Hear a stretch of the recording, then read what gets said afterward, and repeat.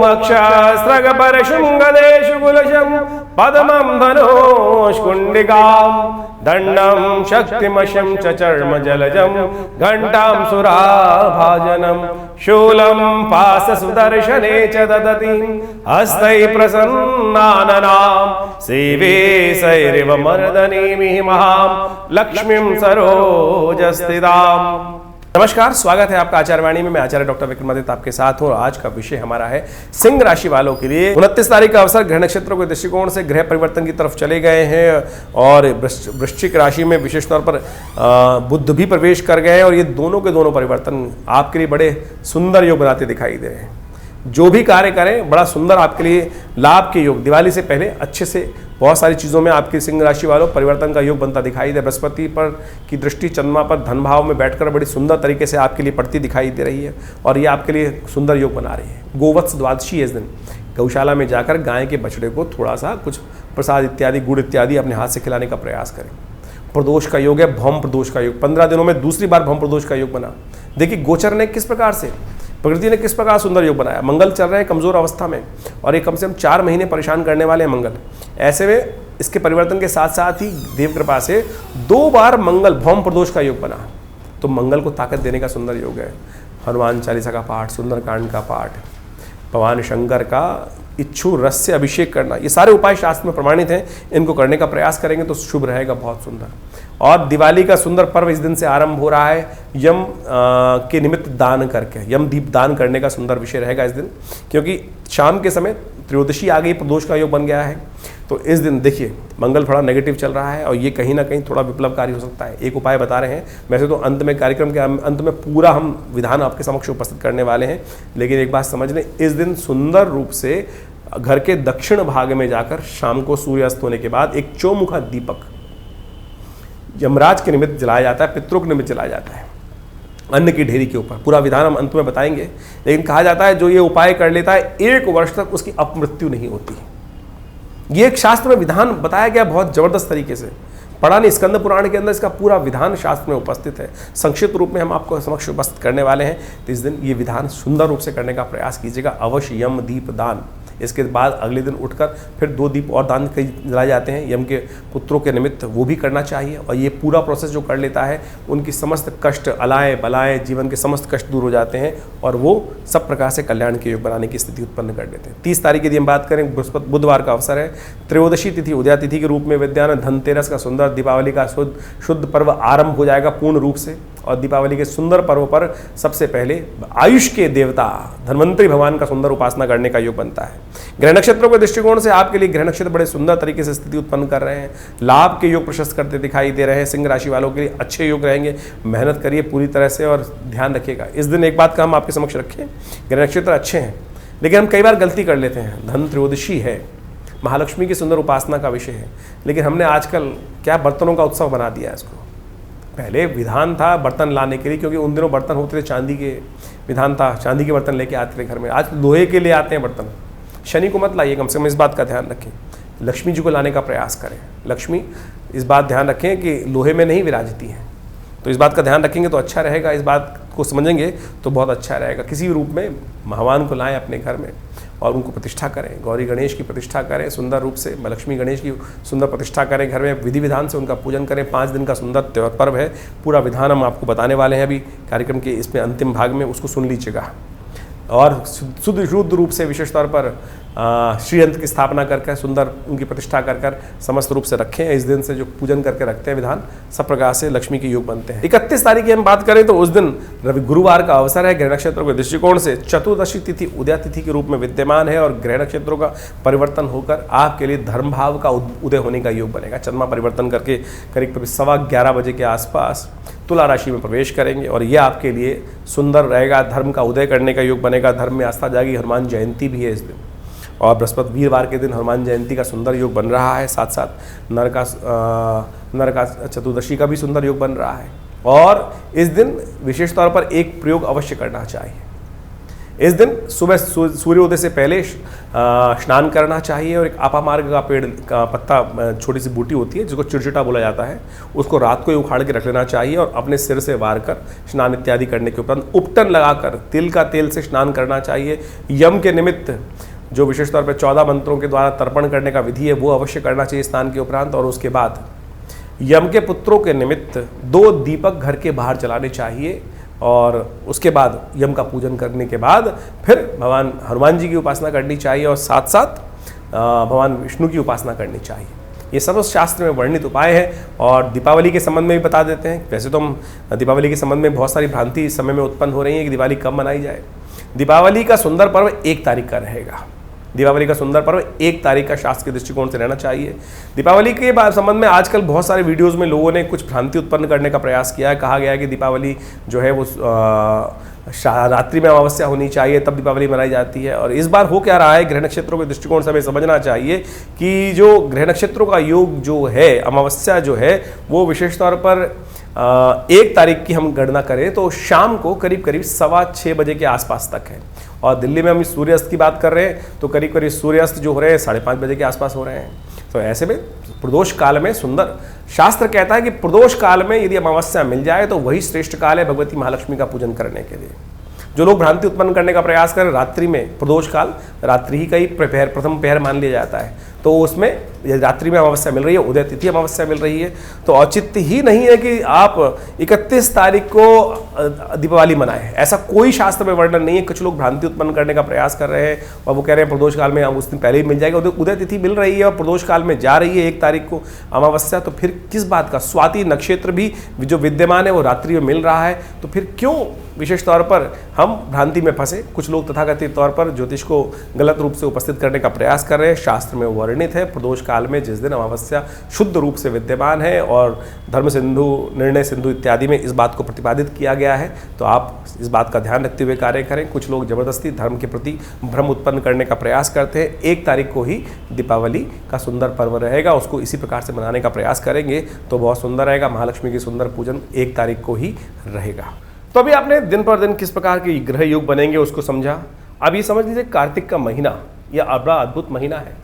कार्तिक के महीने में कहा जाता है भगवान विष्णु के निमित्त जो अनेक आराधनाएं की जाती हैं वो समस्त प्रकार के कार्तिक महात्म्य में बताया गया है, समस्त प्रकार के मनोरथों को सिद्ध करती हैं। कार्तिक का महीना उत्सवों का महीना है और देवउठनी एकादशी भी इसी महीने में आती है। तो इसलिए इस पूरे मास में भगवान विष्णु की यथाशक्ति यथाश्रद्धा पूजन करने का हमें प्रयास करना चाहिए। दिवाली, अनेक प्रकार के उत्सव वो सब इसके अंदर आ ही रहे। अहोई अष्टमी, करवा चौथ, ये सब के सब इसमें आए। अभी आपने सब इसके बारे में महत्व सुना। अभी आने वाले समय में विशेष तौर पर देवउठनी एकादशी, तुलसी पूजन, समस्त प्रकार के अद्भुत उत्सव इसमें आएंगे। देव दिवाली का भी सुंदर उत्सव भी इसी कार्तिक के महीने में आता है। तो ये कार्तिक के महीने में श्रद्धा के साथ भगवान विष्णु की पूजन, साथ साथ महालक्ष्मी के पूजन करने का जो शास्त्र में विधान है, ये छोटी छोटी परिपाटियाँ नहीं हैं। ये वास्तविक तौर पे हमारे जीवन से कष्टों को दूर करने के लिए अद्भुत जो मुहूर्त है, इसका हमको उपयोग करने का प्रयास करना चाहिए। हमने सिलसिलेवार तरीके से आपको समस्त दिनों के उत्सवों के संबंध में जो भ्रांतियाँ वो भी बताई। आपके भविष्य में किस प्रकार के सुंदर योग बन रहे हैं वो भी आपको समझना चाहिए। और ज्योतिष विज्ञान के माध्यम से इन समस्त सूत्रों को यदि समझकर आप जीवन में उतारने का प्रयास करें। देखिए आजकल ज्योतिष जो है ना वो वास्तविक तौर पर केवल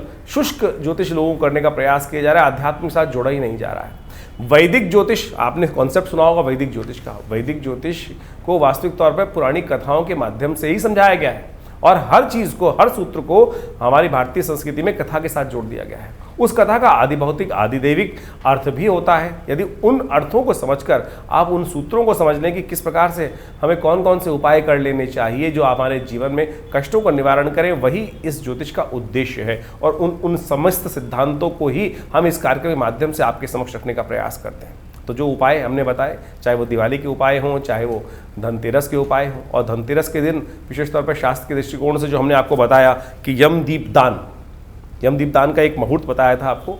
दिवाली का ही मेन उत्सव है, उसको अच्छे समझ लें कि किस प्रकार की हमारे यहाँ दिवाली 1 दिन की या 2 दिन की दिवाली नहीं होती। आमतौर पे क्या होता है, छोटी दिवाली, बड़ी दिवाली एक भ्रांति के रूप में लोगों के मनोमस्तिष्क में आ जाती है। लेकिन दिवाली भारतीय संस्कृति में 5 दिन की मनाई जाती है, जो धनतेरस से आरंभ होती है और विशेष तौर पर जाती है भैया दूज तक। ये दिवाली का महापर्व है और दिवाली का महापर्व जो है मृत्यु के देवता से आरंभ होकर मृत्यु के देवता पे ही समाप्त होता है। धनतेरस के दिन यम दीपदान, यम पूजन करने का नियम बताया जाता है और अंतिम में यम द्वितीया के साथ ये मुहूर्त आरंभ होता है। यानी भारतीय संस्कृति में इस बात को समझें कि किसी भी चीज़ का भय नहीं है।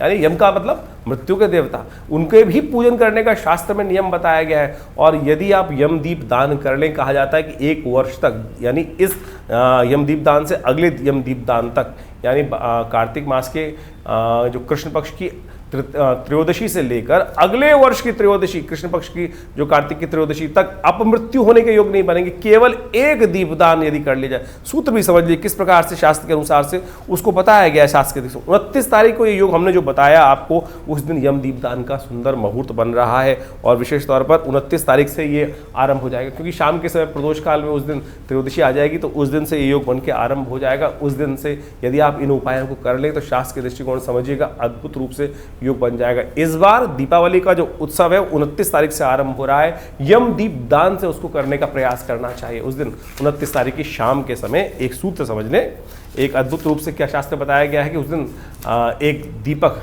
चौमुखा दीपक लेकर अपने घर के दक्षिण दिशा में उसको प्रज्वलित करना चाहिए यम के नाम पर। और विशेष तौर पर इसको प्रज्वलित करने के लिए यम दीप दान करने की जो व्यवस्था की जाती है, कहा जाता है कि इस दीप को यदि उस दिन जला दिया जाए, अन्न की ढेरी बनाकर एक आटे का चौमुआ दीपक लेकर वहाँ पे यमाय नमः इस प्रकार के मंत्र का उच्चारण करते हुए यदि उस दीप को जला दें और उससे पहले उस दीप की आरती अपने पूर्वजों के निमित्त दक्षिण दिशा में दिखाकर अपने पितरों को दिखा दें, तो ये केवल 1 दीपदान आपको 1 वर्ष तक किसी भी प्रकार की अपमृत्यु से, यानी अपमान के होने के योग, आपके नाम को खराब होने के योग, कैसे भी कष्ट हो उनसे रक्षा करने का ये अद्भुत रूप से उपाय शास्त्र में बताया जाता है। तो ये अवश्य कर लेना चाहिए शास्त्र के दृष्टिकोण से। और इसके बाद अगले दिन धन्वंतरी भगवान का सुंदर पूजन रहेगा, जो 30 तारीख को रहेगा बुधवार के दिन। जिस प्रकार से हमने आपको बताया भगवान धन्वंतरी कौन? आमतौर पे लोग इस उत्सव को कटोरी लाने का या बर्तन लाने का उत्सव मना लिया है। यम धन्वंतरी वास्तविक तौर पे अमृत कलश लेकर जो उपस्थित हुए उस सागर मंथन से, वो देवता माने जाते हैं। धन्वंतरी आयुर के देवता है, अमृत को प्राप्त कराने वाले देवता है। उनका पूजन करने का शास्त्र में विधान है और वास्तविक तौर पर यदि उनका पूजन रूप से किया जाता है, नहीं तो आज की तारीख में, पुराने ज़माने में धन का जो वास होता था वो बर्तनों में होता था, क्योंकि वो वास जो बर्तनों में होता है वो विशेष तौर पर या तो हमारे चांदी के बर्तन होते थे या विभिन्न समृद्धि के बर्तन होते थे। आज की तारीख में तो लोहे के बर्तन हैं। यदि उनको घर ला रहे हैं तो शनि को घर लाने का प्रयास कर रहे हैं। तो इसलिए इसको बर्तनों का उत्सव ना बनाएं, सुंदर रूप से शास्त्र के विधान के अनुसार से सुंदर उनका पूजन करके आरंभ करने का प्रयास करें तो बड़ा सुंदर रहेगा। उस दिन जो 30 तारीख को योग बन रहे हैं, त्रयोदशी उदया तिथि के रूप में विद्यमान रहेगी, सुंदर पूजन उनका करने का प्रयास करें तो अद्भुत रूप से आपके कल्याण के योग बनेंगे। भगवान धन्वंतरी का सुंदर पूजन करें। भगवान विष्णु के स्वरूप में उनका पूजन किया जाता है शास्त्र के दृष्टिकोण से, और वो आयुष को प्रदान करने वाला माना जाता है। 31 तारीख को छोटी दिवाली का भी पर्व है, जिसको कहा जाता है हनुमान जयंती। नरक चतुर्दशी का सुंदर योग पड़ रहा है। कहा जाता है इस दिन सुबह सुबह जब सूर्य उदय से पहले स्नान कर लेना चाहिए और अपने पूरे शरीर पर तेल का मर्दन करना चाहिए। तिल के तेल का मर्दन करना शास्त्र में बताया गया है। और एक अपामार्ग का पेड़ होता है, कहा जाता है कि इस अपामार्ग के पेड़ को अपने सिर पे से वार कर रख देना चाहिए एक तरफ, जिससे नज़र बजर अलाय वलाय सब निकल जाए। और सूर्य उदय से पहले इस प्रोसेस को करने का नियम शास्त्र में बताया गया है। और उसके साथ साथ जैसे ही सूर्य उदय से पहले स्नान करने के उपरांत अपने घर के बाहर मुख्य दरवाजे पर 2 दीपक, जिनको यमराज के रूप में ही उपस्थित किया जाता है, 2 श्वानों के रूप में उनको 2 दीपक वहाँ जला दी जाते हैं और उनको जला के रख देना चाहिए और उनका पूजन, ये पूरा यमदीपदान होगा इस बार। क्योंकि यमदीपदान एक दिन पहले पड़ रहा है, लेकिन आमतौर पर यदि त्रयोदशी पूरी रात प्रदोष काल तक विद्यमान होती है तो शाम को यमदीपदान किया जाता है। लेकिन ये यमदीपदान जो है वो एक दिन पहले इस बार हो गया है। तो इसका जो 31 तारीख को सुबह सूर्योदय से पहले इस प्रोसेस को पूरा किया जाएगा। और कहा जाता है इस प्रोसेस को यदि पूरा कर लिया जाए तो समस्त प्रकार के कष्टों का निवारण करने का योग बनता है। इसके साथ साथ हनुमान जयंती मध्य पर्व में आएगी। दोपहर के समय सुंदर रूप से हनुमान जी का सुंदर चूरमा बनाकर घर में भोग लगाएं उसके बाद, और उनका पूजन करें बड़े आनंद के साथ। और साथ साथ नरक का भी संहार भगवान कृष्ण ने इसी दिन किया था, तो उनके निमित्त विशेष तौर पर सुंदर पूजन करने का, शाम को शालिग्राम भगवान का पूजन करते हुए कार्य किया जाना चाहिए। और इस दिन अभ्यंगम का भी शास्त्र रूप 14 भी कहा जाता है। तो उपटन लगाकर, जो सुबह सुबह का प्रोसेस है कि जो तिल के तेल में उपटन लगाकर अपने पूरे शरीर पर मर्दन करना, उसके बाद यम के निमित्त तर्पण किया जाता है 14 मंत्रों से, जो दक्षिण की दिशा में बैठकर 14 मंत्रों के द्वारा तर्पण करने की शास्त्र में विधि बताई गई है। यम के समस्त 14 मंत्रों का उच्चारण करते हुए वो तर्पण अवश्य करना चाहिए। ये अभ्यंग जो विशेष तौर पर जो रूप चौदस का पूर्ण विधि बताया गया, उसके बाद 2 दीप जलाए जाते हैं घर के बाहर सूर्योदय से पहले पहले मुख्य दरवाजे के दोनों भागों पर। तो अवश्य इसका पूर्ण नियम करना चाहिए। और 1 तारीख को दिवाली का सुंदर पर्व रहेगा। ये दिवाली का पर्व बड़ा आनंददायक पर्व है, लेकिन कुछ लोगों ने भ्रांति उत्पन्न करने का प्रयास कर दिया है कि दिवाली कब मने, 31 तारीख को। क्या कारण क्या है कि लोगों को अज्ञान तो है नहीं। अब जो रात्रि के समय अमावस्या का प्रयोग करते हुए लोगों ने बहुत सारी भ्रांति उत्पन्न करने का प्रयास किया। देखिए 1 तारीख को सूर्योदय के साथ साथ प्रदोष तक, यानी करीब करीब शाम को 6:15 बजे तक आपको अमावस्या मिल रही है और प्रदोष काल प्रशस्त है। यदि प्रदोष काल के अंदर सुंदर योग बने तो उस दिन कोई दिक्कत नहीं है, उसका पूजन कर लेना चाहिए। तो शाम के समय यदि प्रदोष काल में जो अमावस्या आपको मिल रही है तो उसमें उसका पूजन किया जाए। 31 तारीख का दिवाली का कोई औचित्य बनता ही नहीं है, क्योंकि उस दिन दोपहर के बाद करीब करीब 3 बजे के आसपास अमावस्या आई और लोगों ने कई भ्रांति उत्पन्न करने का प्रयास कर दिया।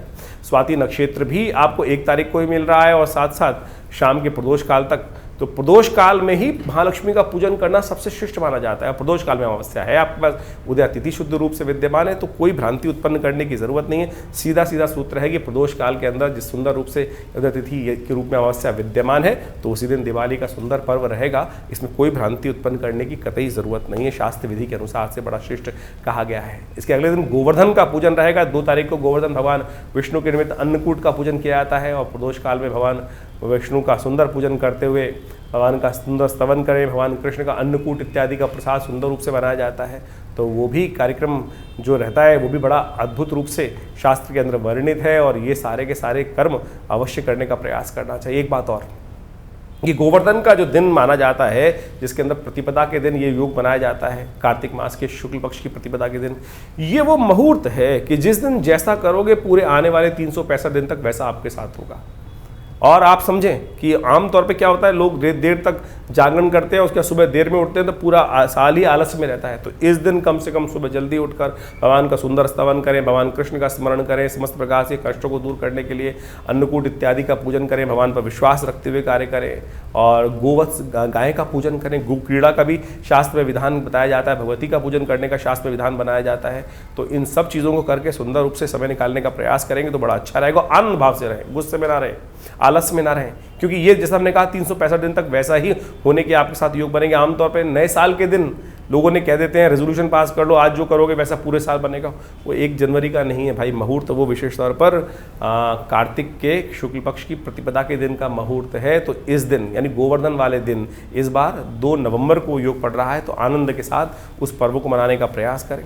और साथ साथ इसके बाद दीपावली का अंतिम पर्व जो होता है वो होता है यम द्वितीया, भाई दूज का पर्व। कहा जाता है कि यमुना जी भगवती जो यमराज जी की बहन है और इस दिन यमुना जी ने बड़े सत्कार के साथ यमराज जी को बुलाया था और कहा था कि कभी आप हमारे घर नहीं आते हैं। तो उस दिन यमराज जी ने कहा कि मैं अवश्य आऊँगा। और कहा जाता है शास्त्र के दृष्टिकोण से उस दिन अपने घर में भोजन नहीं करना चाहिए, बहन के घर जाकर ही भोजन करने का नियम है और बहन भाई की दीर्घायु के लिए उसको तिलक करती हैं।